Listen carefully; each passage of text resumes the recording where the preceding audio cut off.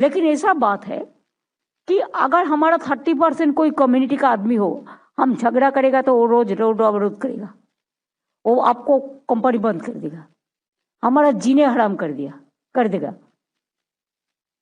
तो ऐसे 26% हमारा शेड्यूल कास्ट भी है, हमारा 6% ट्राइबल भी है। आप ट्राइबल का ऊपर देखो, एक भी चीज होता है ना तो रेल रोक रोक करके बचता है। নমস্কার বন্ধুরা। তো এটা আমরা কি শুনলাম? মমতা ব্যানার্জি বলছেন 30% মানুষ জিনা হারাম কর দেগা হামারা। মানে বুঝতেই পারছেন মমতা ব্যানার্জি এরকম কথা কেন বললেন? শুধু যে 30% মানুষকে নিয়ে বললেন তা নয়, তার সাথে সাথে 26% শিডিউল কাস্ট আর 6% ট্রাইবাল মানুষ যারা আছে তাদের নিয়েও বললেন যে তারাও রেল অবরোধ করবেন। তো মমতা ব্যানার্জি এরকম কথা কি জন্য বললেন সেটা তো আমরা আলোচনা করবই। তার সাথে সাথে আরো কয়েকটা গুরুত্বপূর্ণ বিষয় আলোচনা করব। দেখুন, প্রথম যেটা প্রশ্ন সেটা হচ্ছে এরকম কথা তিনি বললেন কেন? তো তাহলে তিনি পুলিশের ব্যর্থতা থাকতে গিয়ে এই 30% মানুষের উপর সমস্ত দায় চাপাতে চাইছেন? কারণ আমরা কদিন আগে দেখেছিলাম বেলডাঙ্গায় যে ঘটনা ঘটেছিল সেটা আমরা সবাই জানি। সাংবাদিককে কেমন ভাবে হেনস্থা করেছে সেখানেও আমরা দেখেছিলাম শিডিউল কাস্ট নয়, সরি ভুল বললাম, সেখানে আমরা দেখেছিলাম সংখ্যালঘু মানুষেরা সেখানে জড়িত ছিল। তো সেই রকম এই মমতা ব্যানার্জির মুখে এই কথাটা বলছেন, তো এখানে কি তিনি তার নিজের ব্যর্থতা ঢাকতে চেষ্টা করছেন? কারণ বেলডাঙ্গায় যে ঘটনা ঘটেছিল সেখানে পুলিশ কিন্তু অনেক দেরিতে অ্যাকশন নিয়েছিল, আর যখন অ্যাকশন নিয়েছিল তারা বলছিল আধ ঘন্টার মধ্যে সমস্ত কিছু ঠিক করে দিয়েছিল। তাহলে বুঝতেই পারা যাচ্ছে যে এখানে পুলিশকে অ্যাকশন নেওয়া থেকে বিরত রাখা হয়েছিল বা তাদেরকে আটকে রাখা হয়েছিল। তো পুলিশ সেরকম অ্যাকশন নিতে পারেনি, তাই এরকম ঘটনা ঘটেছিল। আর আজ মমতা ব্যানার্জি নিজেই বলছেন যে 30% মানুষকে যদি আমি কিছু করতে যাই সেখানে তারা ডেলি রেল অবরোধ করবে, মেরা জিনা হারাম কর দেগা। মানে বুঝতেই পারছেন যে কিরকম কথা এখানে মমতা ব্যানার্জি বলতে চাইছেন। তো তার সাথে সাথে এই যে মমতা ব্যানার্জি এই কথাটা বলছেন সেটার পেছনে কিছুটা ফ্রাস্ট্রেশনও আছে। কারণ এর আগে আমরা এই মমতা ব্যানার্জির মুখেই শুনেছিলাম এদেরকে তিনি বলতেন দুধেল গাই। ঠিক আছে? তো এই মমতা ব্যানার্জি এখন এদের নিয়ে এতটা মানে একটু চিন্তিত আছে, তার পেছনে কারণ হচ্ছে সামনেই ভোট, কিন্তু এবারে ভোটটা এতটা সোজা হতে চলছে না তৃণমূলের জন্য, বা এবারে এত সোজা হবে না। তার প্রধান কারণ হচ্ছে এবারে ভোটে একটা নতুন দল আমরা দেখতে পাচ্ছি, যেটা হচ্ছে হুমায়ুন কবিরের। আর এই হুমায়ুন কবির চেষ্টা করছে জোট বাঁধাবে কাদের সাথে? সিপিএম এর সাথে, মোহাম্মদ সেলিমের সাথে তিনি দেখা করেছেন, এবং সিপিএম এর সাথে জোটের সাথে নওশাদ সিদ্দিকী আছে, আইএসএফ, তাদের সাথেও এরা জোট বাঁধার কথা বলছে। এবারে যদি এদের জোটটা সফল হয়ে যায়, তিনটা দল যদি একসাথে চলে আসে, আইএসএফ, এখানে এই হুমায়ুন কবিরের দল, আর তার সাথে সাথে এখানে সিপিআইএম, তো কিছুটা হলেও, অনেকটা বেশি, কিছুটা নয়, আমার তো মনে হয় অনেকটা বেশি মুসলিম ভোট এখানে অবশ্যই প্রভাবিত হবে। তৃণমূলের জন্য সবচেয়ে বেশি এটা একটা বাধার ব্যাপার, আর তৃণমূলের জন্য এটা একটা সবচেয়ে বেশি ভয়ের ব্যাপার। সেই জন্য আমরা দেখতে পাচ্ছি তৃণমূলের সংখ্যালঘু যারা বিধায়ক আছে, যেমন হচ্ছে শওকত মোল্লা, তারা ওপেনলি থ্রেট দিচ্ছে যে আইএসএফ কে ভোট একদম দাও না, ভোট যদি দাও তাহলে তোমরা ঘর বাড়ি পাবে না, বা মমতা সরকার যে সমস্ত সুযোগ সুবিধা দেয় সেগুলো থেকে তোমাদেরকে বঞ্চিত হতে হবে। কি বলছেন তিনি, চলুন সেটা একবার আমরা দেখে নিই। দেবেন আইএসএফ এর আর ঘর দেবে মমতা ব্যানার্জি, এটা কিন্তু আর হবে না। ডাল ভাত কবে খেয়েছো ওটা কিন্তু ভুলে যাও। খুব পরিষ্কার কথা, খোলাখুলি কথা।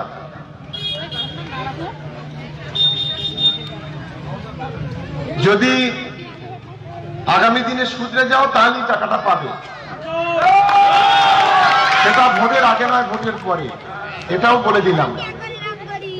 কথা যখন এখানে বলে যাচ্ছি, কাজে এক সপ্তাহের মধ্যে প্রমাণ করে দেবো। যদি না করতে পারি আমি রাজনীতি করবো না, ছেড়ে দেবো। এত বড় কথা। শুনলেন তো? তাহলে এখানে শওকত মোল্লা কি বললেন? তিনি বললেন যে এবারে যদি ডাল ভাত কবে খেয়েছো সেটা ভুলে যাও, আর তার সাথে সাথে তিনি বললেন যে টাকাটা ভোটের আগে পাবে না, ভোটের পরেই পাবে। এই কথাটা তিনি কিন্তু এখানে ডাইরেক্টলি ওপেনলি থ্রেট দিচ্ছেন। আর তার সাথে সাথে যখন তৃণমূলকে জিজ্ঞাসা করা হচ্ছে, তৃণমূল থেকে ওই কুণাল ঘোষ তিনি বলছেন যে তিনি কি বলেছেন, তিনি একজন মানুষের কাছে ভোটের আবেদন করেছেন, মানে পরোক্ষভাবে এই বিষয়টাকে তিনি সাপোর্ট করছেন। তাহলে বুঝতেই পারছেন যে তৃণমূলের মধ্যে ভয় অবশ্যই ঢুকেছে, কারণ এবারে সংখ্যালঘু ভোট ভাগ হতে অবশ্যই চলেছে। এইদিকে হুমায়ুন কবির সাথে সেলিমের যদি জোট যদি বেঁধে যায়, আর তার সাথে আইএসএফ যদি যুক্ত হয়ে যায়, কংগ্রেসকে তারা বলছে, কিন্তু কংগ্রেস তো সেটা নিয়ে কান দিচ্ছে না। কংগ্রেসের আন্ডারেও কিছু মুসলিম ভোট আছে, কিন্তু প্রধান যে হুমায়ুন কবির সেখানে মুর্শিদাবাদে সেখানে ভোটের একটা বড় ফারাক অবশ্যই তৈরি করবে। তার সাথে সাথে আইএসএফ তো এই ভাঙ্গর এইসব জায়গাতে খুবই বেশি অ্যাক্টিভ, সেটা আমরা জানি। আর সিপিএম এরও অনেকটা মুসলিম ভোট আছে। তো তিনটা যদি মিলে একটা দল বানায় এবং এরা যদি একসাথে লড়ে, একসাথে যদি জোট করে লড়ে, তাহলে তৃণমূলের ওই মুসলিম ভোটটা বহুত পরিমাণে কমতে চলেছে, সেটা এখান থেকে স্পষ্ট বোঝা যাচ্ছে। সেই জন্য আমরা দেখতে পাচ্ছি মমতা ব্যানার্জির মুখেও এরকম কথাবার্তা আমরা শুনতে পাচ্ছি। আর সেটা শুধু নয়, এখন আমরা এটাও দেখছি যে মমতা ব্যানার্জির সভা ভর্তি করার জন্য বাচ্চা বাচ্চা ছেলেদের সিঙ্গুরে যখন সভা করতে তিনি গিয়েছিলেন, সেখানে আমরা দেখলাম বাচ্চা বাচ্চা ছেলেদের যারা স্কুলে পড়ে তাদের স্কুল ছেড়ে দিয়ে তাদেরকে মমতার সভা অ্যাটেন্ড করতে হচ্ছে। এটাও কিন্তু আমি এমনি বলছি না, আপনারা এখানে দেখতেই পাচ্ছেন যে স্কুলের এই বাচ্চা বাচ্চা ছেলেরা মমতার সভাতে যাচ্ছে। এই বিষয়টা যখন তাদের অভিভাবকরা জানতে পারলো, তারা রীতিমতো রেগে গিয়েছিলেন এবং স্কুলে যে শিক্ষককে এক প্রকার চড়াও হয়েছিলেন এবং শিক্ষককে তিনি যেরকম ভাবে ঘটনাটা ঘটলো সেটা আপনারা নিজেরাই একবার দেখে নিন। আপনাকে অন্য নম্বর থেকে দেখাবো, আপনি পুলিশ পাবেন। আপনাকে মিনিমাম একটা মনুষ্যত্ব বলতে, আপনাকে কি আস্তে করে বলে গেলাম, ভালোভাবে বুঝিয়ে গেলাম, ছেলেগুলো কোথায় কি অবস্থা আছে ভিডিও কল করুন। পার্টি আড্ডা বাড়ি যেখানে তৃণমূলের পার্টি অফিস লিখে দিন তাহলে না বলে ছেলেগুলো না খাওয়া আছে, স্পোর্ট বলে যে ভাত খেয়ে আছে জানেন। একটা দেখবো আমাদের এটা শিক্ষকতা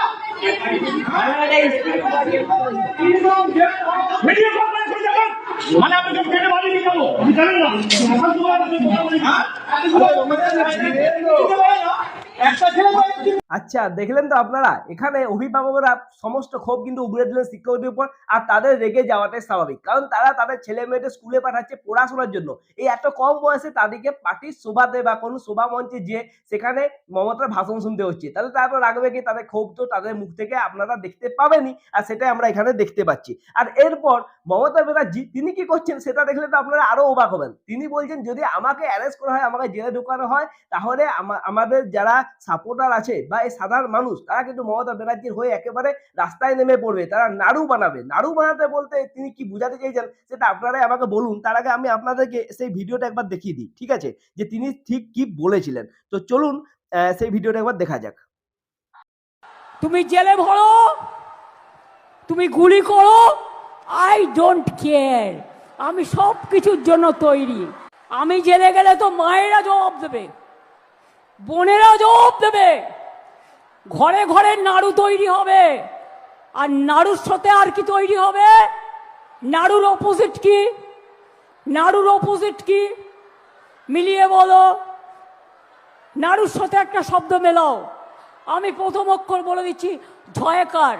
তাহলে বাংলার মা বোনেরা জবাব দেবে। আচ্ছা, তাহলে আপনারা শুনলেন তো মমতা ব্যানার্জি কি বলছেন, যে আই ডোন্ট কেয়ার, যদি আমি জেলে যাই তাহলে মায়েরা জবাব দেবে, বোনেরা জবাব দেবে, আর বাড়িতে বাড়িতে নাড়ু তৈরি হবে।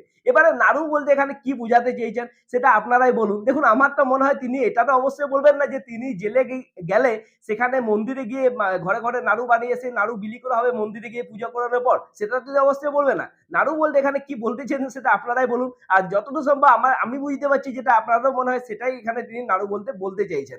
তাহলে এরকম ভাবে তিনি কি খেলা দেখাতে চাইছেন যে পরবর্তী ভোটে যদি তার আগে তার যদি জেলে যাওয়ার পথ সুগম হয়ে যায়, তখন কি তিনি এভাবেই খেলা দেখাবেন? আর জেল যাওয়ার পর সুগমের কথা কেন বলছি, তার পেছনে কারণ হচ্ছে যে আপনারা সবাই জানেন রাজীব কুমার, যিনি কিন্তু মমতার খুবই একজন কাছের লোক। আমরা দেখেছিলাম এই রাজীব কুমারকে বাঁচানোর জন্য তিনি কিন্তু ধর্ণা দিয়ে দিয়েছিলেন একটা সময়, আইন বিরোধে গিয়ে সেখানে তিনি ধর্ণা দিয়ে দিয়েছেন। সেই রাজীব কুমারই কিন্তু আর একটা দিন পরে রিটায়ার করছেন। এবং আপনারা সাইডে দেখতেই পাচ্ছেন, এই যে এই ভিডিওটা দেখছেন, এটা হচ্ছে ওনার ফেয়ারওয়েলের ভিডিও।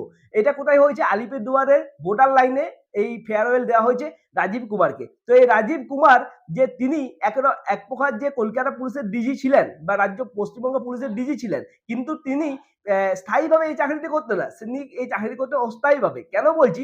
কারণ দেখুন, এই যে পুলিশ যে ডিজি হয় সেটা কিভাবে নিয়োগ করা হয় সেটার পেছনে একটি কাহিনী আছে। সেটা কাহিনী হচ্ছে রাজ্য সরকার থেকে 8 জনকার নাম পাঠানো হয়। সেই 8 জনকার আইপিএস এর নাম পাঠানোর পর সেটা ইউপিএসসি একটা কমিটি তৈরি করে। সেই কমিটিতে সেখানে দেখা হয় যে কার সিনিয়রিটি বেসিসে দেখা হয়, তার কর্মদক্ষতা দেখা হয়। সেই হিসাব করে তারা 3টি নাম সাজেস্ট করে এবং এই 3টি নাম পাঠানো হয় রাজ্য সরকারকে। সেখান থেকে তারা চুজ করে কাকে ডিজি করা যায়। কিন্তু এর আগে রাজীব কুমারকে যখন সিলেক্ট করেছিলেন তখন কিন্তু এরকম কোনো লিস্টে তিনি পাঠায়নি। কারণ আমরা জানি 2023 সালে মনোজ বাল্লভ্য তিনি লাস্ট ডিজি ছিলেন। তারপর কিন্তু রাজ্য সরকার লিস্ট পাঠায়নি এবং সরাসরি মমতা ব্যানার্জি এই আইন ভঙ্গ করে রাজীব কুমারকে ডিজি বানিয়ে দিয়েছিলেন। এরপর এনার হাতে আর সময় বেশি নেই, কারণ এই জানুয়ারির 31 তারিখে তার লাস্ট দিন ডিউটিতে যাবার, এরপর রিটায়ার হবে। এবারে মমতা ব্যানার্জি হয়তো ভেবেছিলেন যে এনাকে কোনো না কোনোভাবে আবার ডিউটিতে ফিরিয়ে আনা যাবে, তার জন্য চেষ্টাও করেছিলেন। কারণ যখন এই যে লিস্টটি পাঠানোর কথা উঠেছিল, প্রথমত লিস্টও পাঠায়নি, কিন্তু রাজীব কুমারের বেলায় লিস্টটা অনেক দেরিতে পাঠিয়েছিল।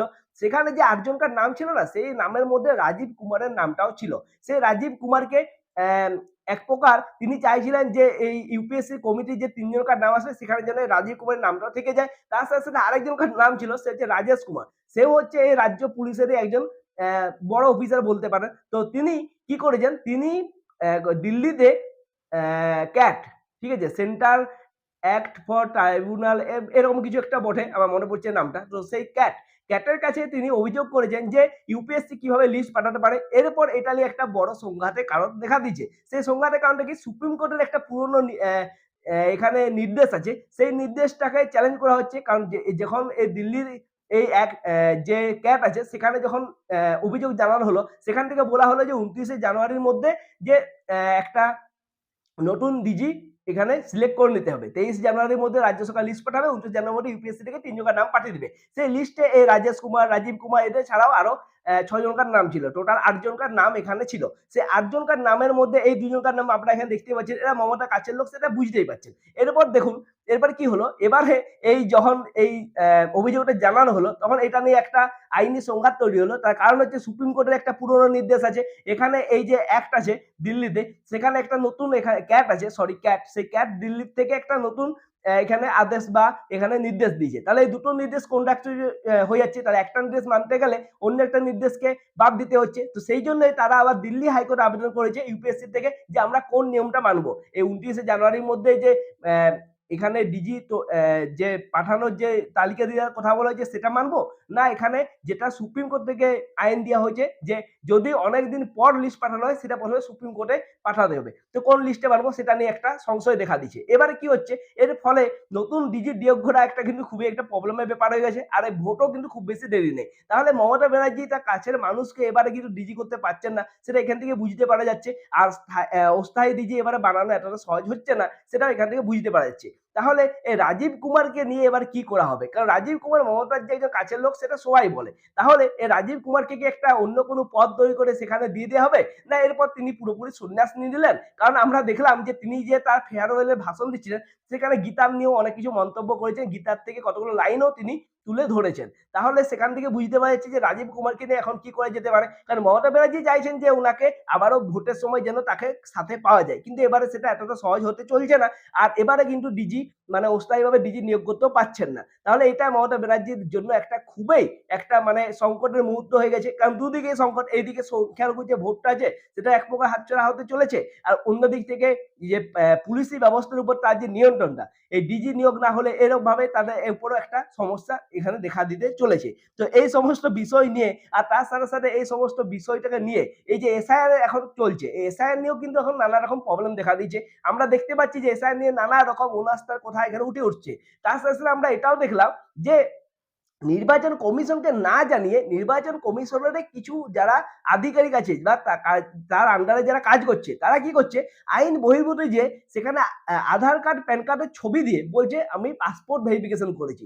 এরকম ভাবে তাদের বিরুদ্ধে এখন তো ব্যবস্থা অবশ্যই নির্বাচন কমিশন নেবে, তাদের বিরুদ্ধে হয়তো আমরা দেখতে পাবো যে আইনি এফআইআর পর্যন্ত করা যেতে পারে, সেগুলো আমরা অবশ্যই দেখতে পাবো। কিন্তু এই যে এসআইআর নিয়ে এখন এত প্রবলেম দেখা যাচ্ছে, রোজ আমরা দেখতে পাচ্ছি যে কোনো না কোনো মানুষ মারা যাচ্ছে। আর মারা গেলে কিন্তু তৃণমূল থেকে বলা হচ্ছে এখানে যে এসআইআর আতঙ্কে তিনি মৃত্যু বরণ করেছেন বা তিনি সুইসাইড করেছেন, এরকম নানা রকম কথাবার্তা বলা হচ্ছে। তার সাথে সাথে আমরা আরেকটা জিনিসও দেখতে পাচ্ছি যে এই সমস্ত বিষয়ে যখন কোনো সাংবাদিক যাচ্ছে সেই সমস্ত জায়গাতে, যেসব জায়গায় একটু উত্তেজিত এরিয়া, সেখানে কি হচ্ছে এখন ডাইরেক্ট সাংবাদিকের উপর হামলা করা হচ্ছে। এর আগে আমি একটা ভিডিও বানিয়েছিলাম, সেখানে আপনারা দেখিয়েছিলাম যে বেলডাঙ্গার বিষয়টা নিয়ে যখন কোন একজন রিপোর্টার গিয়েছিল তাকেও কিন্তু হেনস্থা করা হয়েছিল, আর তাকে শ্লীলতাহানি করারও চেষ্টা করা হচ্ছিল, সেটাও আমরা দেখেছিলাম। আর এবারে আমি আপনাদেরকে একটা ভিডিও দেখাতে চাই, এখানেও আপনারা দেখতে পাচ্ছেন সাংবাদিককে এক প্রকার হেনস্থা করা হচ্ছে, তাকে মারার চেষ্টা করা হচ্ছে। দেখুন গায়ে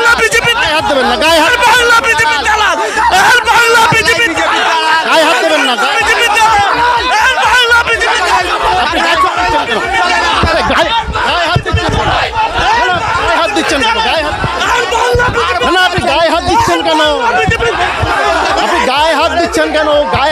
কেন?